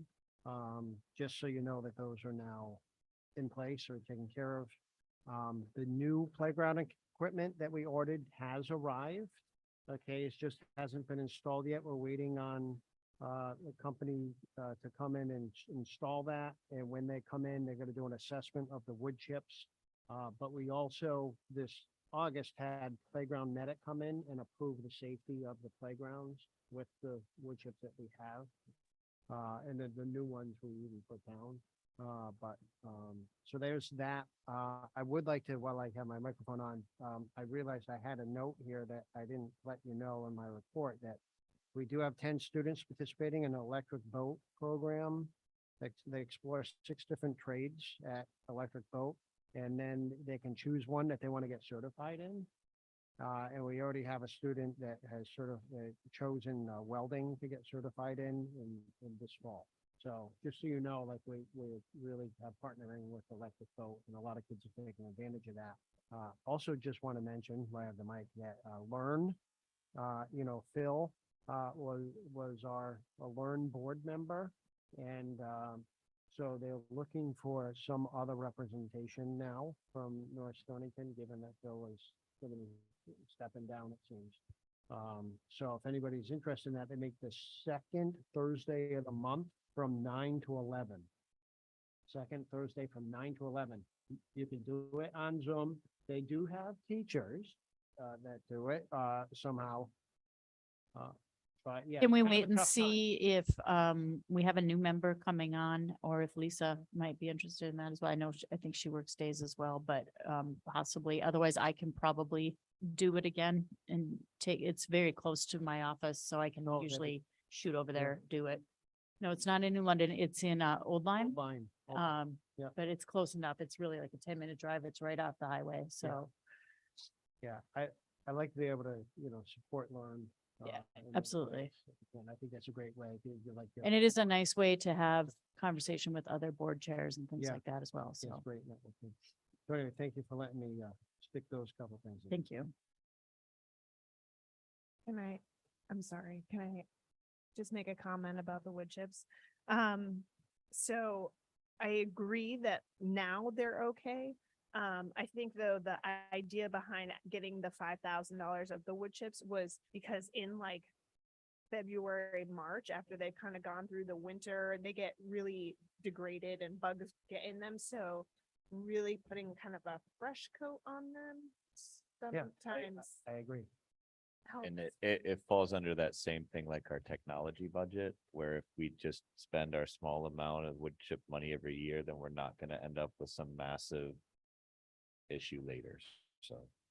And I wanted to add, I noticed the signs that say, the ages is really great. I don't know where Oh, they came good. from.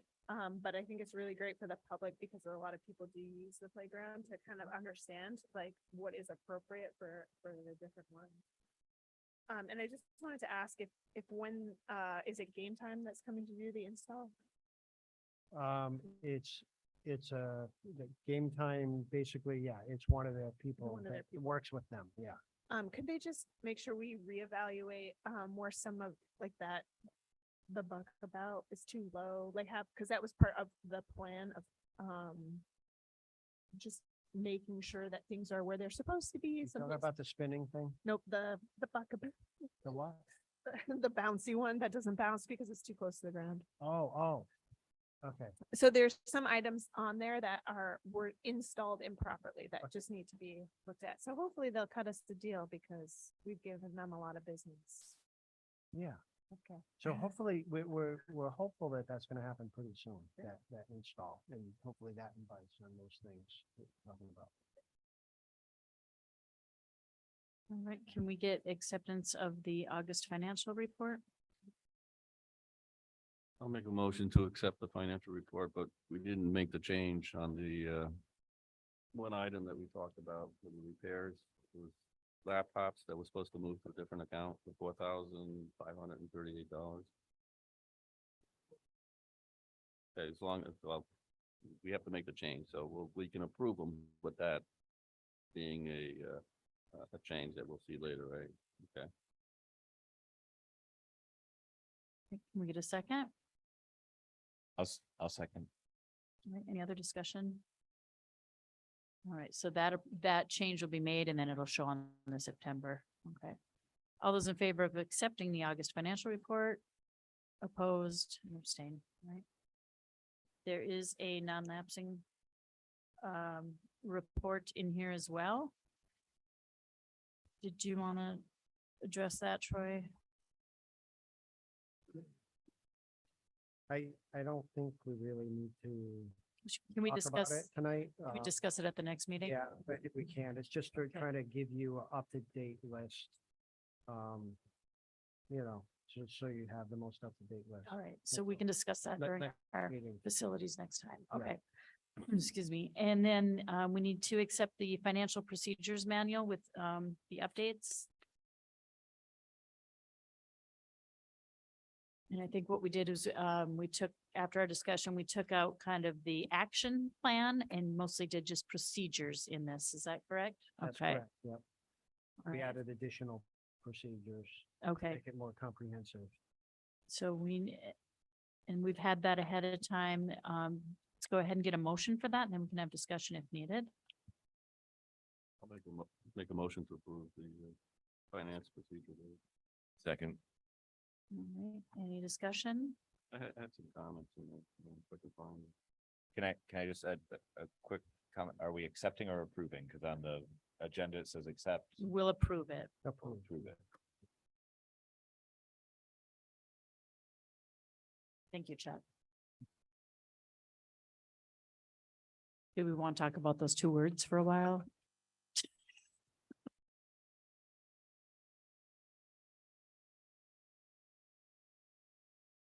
Remember, this is the policy manual that was suggested by the auditor that we have put in place.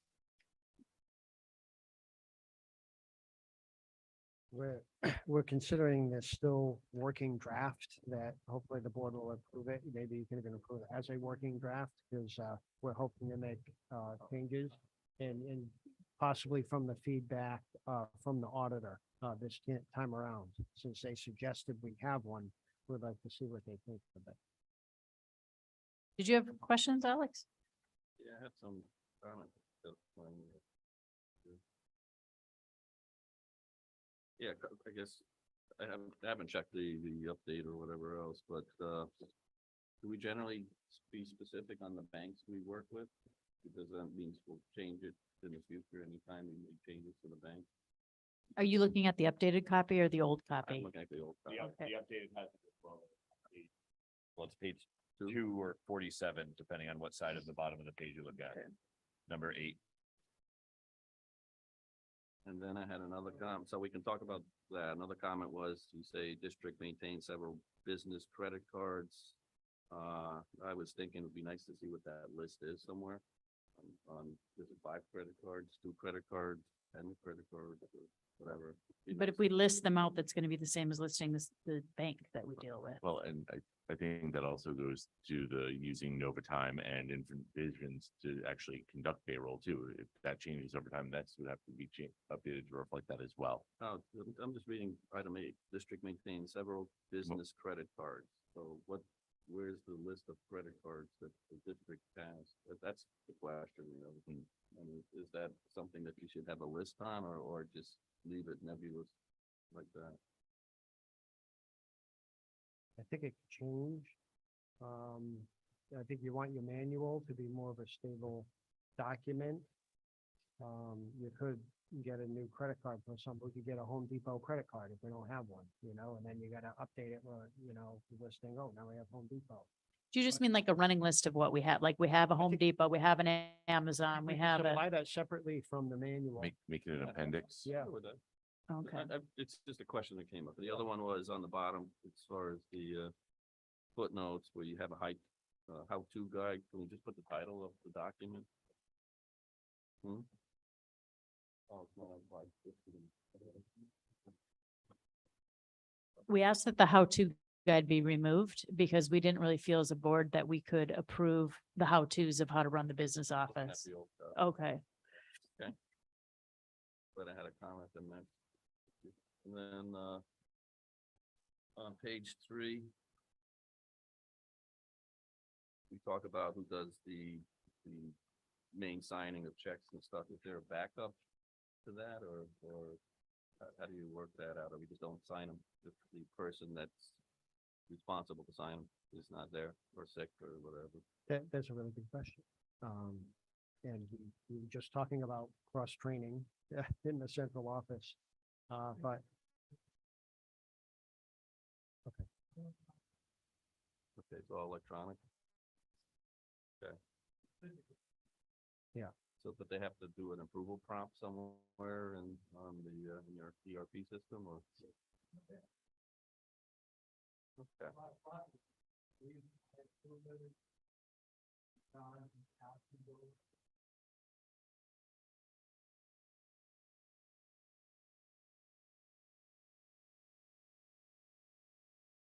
So if the superintendent's not there, who's the next person in line to approve it if he's on vacation, overseas, or whatever?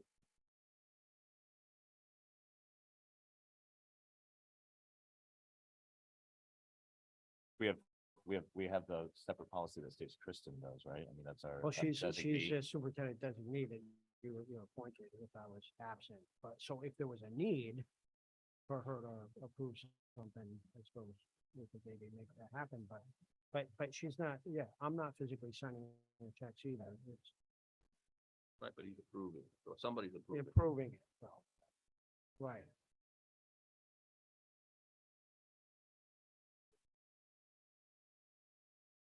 Your business manager usually approves those items and the superintendent is basically a stamped signature on Right. those checks. And then Sean is the only one that can sign the checks from the town. He doesn't have any backup, so he's the only one that signs the treasurer checks.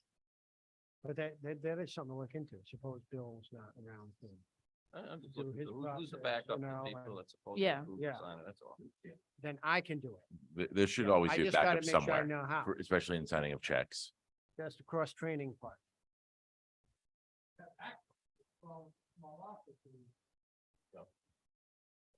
And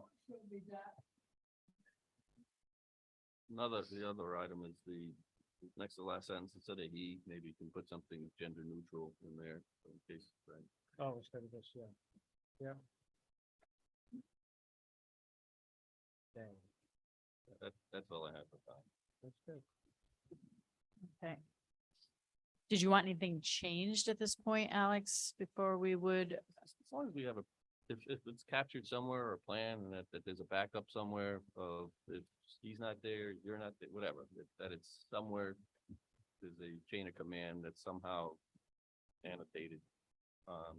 Moving. And the other comment I had is there a dollar amount, I know that's somewhere else in another policy, but is there a dollar max that you have that goes to a different level or, you know, somebody good up to $5,000, then next person has to sign it if it's $10,000 or any of that type of stuff, but I remember that was somewhere. Or could Troy decide or you decide, I can spend $100,000 on something. I think it is up to the superintendent to Yeah. fully manage that. I think if we're finding that Troy's out spending $100,000 here and there, we've got other problems. I mean, it really is stated in our policy, the superintendent has complete control over the budget. There is no like secondary set of eyes that looks on it to follow up the superintendent and the business manager's approval of day-to-day operations. I don't know who that would be at this point. I appreciate the trust you have in me. Okay, so if we see one for $1 million that Troy signed, I'm just making. Yeah. And And yeah. It's already done and. Right. There's no one there to kind of police it.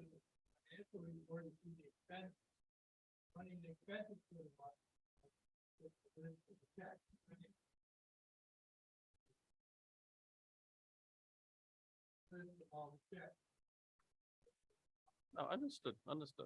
And we can certainly, when they have the auditor take a look at it, Troy, you can ask him about that. Like, is there some kind of backup that maybe we should have that we don't have listed? And see if they have any suggestion on that. Okay. You don't control the money. God. Check money. And transfers the money. I can't write a check for $1 million.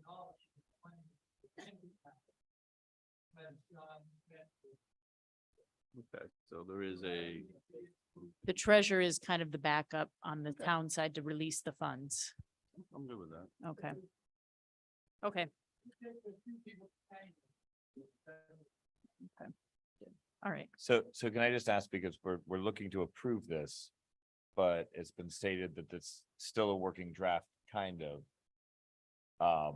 If we wanted to make changes to it, we don't want to approve it in its current form. Are these things that are going to be are there things that are going to be happening to it then still, or is this, we're approving this is what's moving in, and this is now? I think we're going to approve this so that he can take it to the auditor. And then if the auditor has other things, we can bring it back for a second. If you come back with the auditor and says we should change X, Y, and Z, then we can take a second look at it and reapprove it if we need to. We can approve things as many times as we need to. So if you guys are okay with it, we approve it as is, because the auditor did want an approved by Board of Ed policy procedures manual. And then after feedback, when they meet, we could change things if needed. Well, I would agree that I would love to see the gender neutral statement as opposed to he. Sure. And do we have a discussion on whether or not we should have the specific banks? Is that something we want to have in there? And then will we have to reapprove this anytime we change checking accounts then, or is that? We can just take out the name of the bank if you want, and then we don't. Well, I'm just trying to We're- figure out. We don't because change Alex bank brought it up, and I accounts didn't very get a often. resolution to it. You would approve it once a year. We're going to maintain it, Right. we're going to update it, the past policy, past procedures. We're comparing with the town has. So maybe we approve it at budget time each year. The- Sometimes every spring. Or the end of the fiscal year. Okay. That's a good idea. So you can, Either works. yeah, I mean, you can approve it tonight and we're gonna change the pronoun tomorrow. Right. So let's approve know, it I tonight mean- and then we can bring it back when we do year-end closeout and see if any changes need to be updated for the upcoming year, and then we can make those changes and reapprove it if we need to, or leave it stand as is. So I think that's good enough. I'm gonna manage it. When I guess that's just always the thing that Well- confuses me, because if we approve it, then we can't just add things as we go along without us reapproving it. correct? And I'd like to see a list at least bolded or some way highlighted in the document if there are changes that are made over time or that deviation from that approved process, if we're gonna start to update that way as well. And I guess, again, and I know you made a joke about having a discussion about the difference in these terms, but I feel like that would be the difference between us accepting it and approving it, because I would accept it and then be okay with the idea that there would be changes made into the future, but the idea of approving it means this is our document in Mm. place right now and this is approved. Yeah, whatever you guys want to do, I just know that the auditor suggested that we have an approved by Board of Ed Finance Procedures Guide. And so if we don't want to approve it, we don't need to, but we won't have that then for the auditor. Let's approve. And if there's changes to be made, I would say you'd probably don't go in and change the procedure manual immediately. If there's large things that are going to impact it, we would do that annually. And the changes we're talking about, changing a pronoun or changing a bank name are not really things you would. Those are not do, material accept, or changes. approve. You're approving the overall procedures. We're not changing any of those. And if we do change those, then we'll let you know when you reapprove it. That's the point. Right. I'd like to see us approve it. And these are the procedures that are in place now. So if Bill decides he's going to change his procedures somehow, then he would update this, but he's running on these procedures currently. But I think what we're trying to get at is if there is that changed procedure, that would need to be brought back to us so we could then reapprove it. Otherwise, it's no longer a board approved and it's a deviation from the Right. approved procedure. And I would just want to make sure that we aren't kind of allowing something to be changed that we've approved without being looped in on that change, so we can then look at that process to reapprove. Right, so it's not a rubber stamp. Right. The auditor's asked for the board of. And then if. So any can we change- be in agreement that if we approve this and you make changes, that you bring it back to us at any time? Or changes in the In the procedure. procedures, In the not, procedures. If we yeah. Change a pronoun, I don't think we need to bring it back. no. Well, and I have to be honest, to change the bank, I don't think it necessarily, but again, I just want to be careful about approving something and then having it changed, because that to me no longer is approved then. So I don't mind that. I guess I'm trying to figure out if we're approving it, what exactly are we saying? So it sounds like the only thing's changing is the gender neutral. There's there's two non-material things changing, the gender neutral and removing the name of the bank at this point. We would be approving it as is. Once it, Banks can stay. If Okay. we're gonna look at it every year, then. and then once it goes to the auditor, I'd say is the only time at this point that we anticipate anything changing. It would come back to us with, if there's any large changes that need to be made, and then barring any other changes throughout the year, we'll take a look at it again at the end of each fiscal year. If something comes up that Bill and Troy determine they need to change in the procedures manual, they will let us know, and then we would have to reapprove it. Does that make sense? So no changes to it unless we reapprove it, basically. Okay, we good? Does that make sense, Bill? Okay, I'm sorry, I've lost track. Where are we? Did we have a motion in a second? we do have a motion and we do have a second. All right, any other discussion? Is everybody okay with that? Does that make sense? Okay. All right, all those in favor? Aye. Opposed and abstained.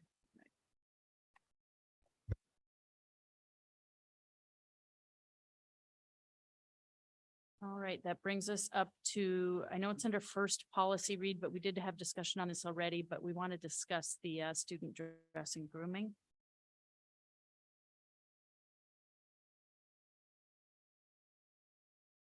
I would like to make a motion to table this actually, because I know Brian did some work on this that didn't get distributed.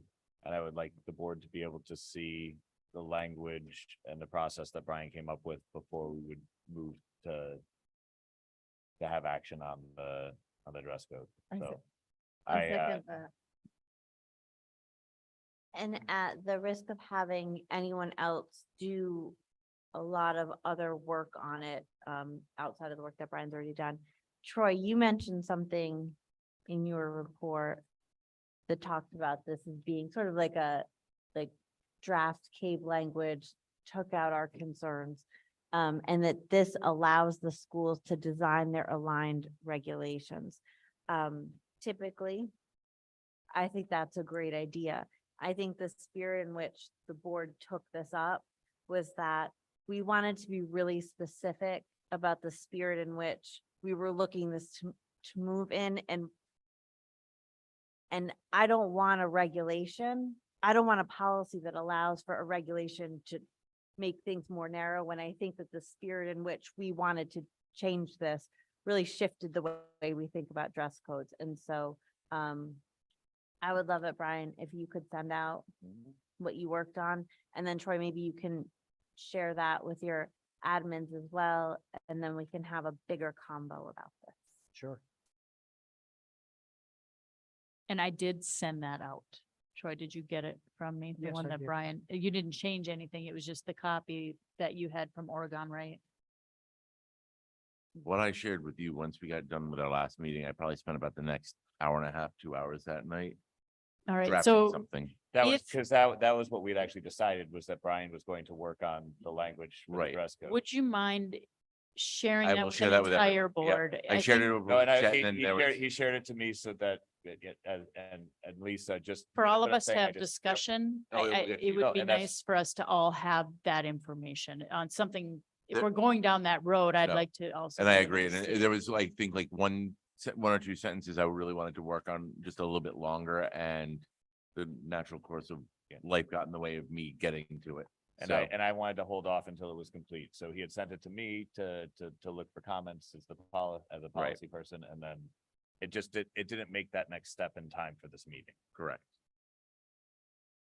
Right, and the reason why I threw this on here was to just give you an option if you wanted some general language that seemed to satisfy some of your concerns, and then still allowing the schools to figure out how they're gonna then implement that more specifically. But I understand that there are a lot of boards that come up with policies that also have the regulations built in the specifics, and I think that's what you were trying to look at.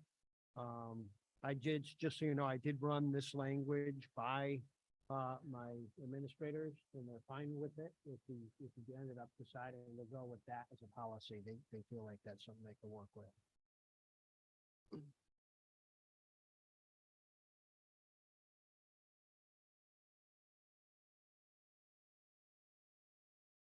All right, and the only thing I'm gonna ask Chet is, instead of making a motion to table, you'd be making a motion to postpone. Okay, I would make a motion to postpone our discussion on student dressing grooming until our next meeting. I second that. All right, any more discussion? All those in favor? Aye. Opposed? Abstain? All right, and we don't have any other policy approval for tonight, correct? We already did the consent? Okay. So we're going to need a proposal to go into executive session. I'll make I- a motion. I propose to move to executive session. All right. All those in favor? Aye. Okay. And then can we just stop the recording? All right, you have to go, yeah, thank you, nice.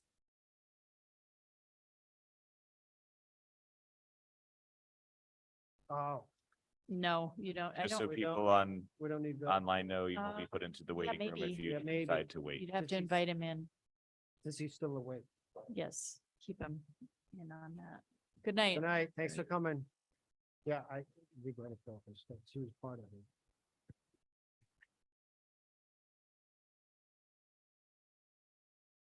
Who invites Bill? Did somebody invite Bill? I think you invite Bill in. Bill, okay. I'd like to make a motion to invite. Oh, hold on, Bill Merrill. just wait, if we're making a motion, we need to turn the recording back on. All right, so let's come out. You know, I don't make motions. Oh, I'll make a motion then. Yeah.